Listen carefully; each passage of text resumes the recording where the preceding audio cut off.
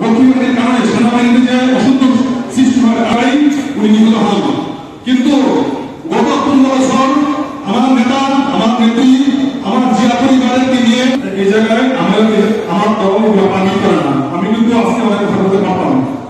সালে যখন দেখছেন ইন্ডিয়া তার বয়ে শেখ মুজিবুর রহমান নিহত হয়েছিল, উনি আন্দোলন করবেন, কিন্তু এদেশের জনগণ, সিপাহী জনতা, তাহলে এদেশে থাকবো বিলম্বিত হবে। এদেশের থাকবো মাধ্যমে জিয়া রহমানকে মুক্ত করা হবে এবং জিয়া রহমানের প্রতি যে এদেশের জনগণ সিপাহী জনতা যে জিয়া রহমানকে মুক্ত করছে এবং খালেদ সহ যে জিয়া রহমানকে বন্দী করতে 30 নম্বর হয়ে গেছে। তাই আজকে প্রোগ্রামে আমরা বলতে চাই, আমরা যে শাখা কর্তৃক আয়োজিত জাতীয় বিপ্লব ও সংহতি দিবস এবং চেতনায় খেয়াল বাংলাদেশ জাতীয়তাবাদ শীর্ষক আলোচনা সভা সম্মানিত প্রধান অতিথি, মঞ্চে উপবিষ্ট বিশেষ অতিথিবৃন্দ এবং ঠিক দেশের ক্রান্তিকালে যখন দেশ বিপন্ন ছিল তখন সিপাহী বিপ্লবের সময় এবং বহুদলীয় গণতন্ত্রের প্রবর্তন করেছে।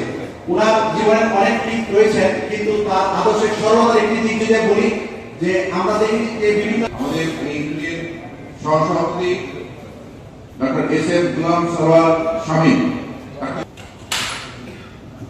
আসসালামু আলাইকুম।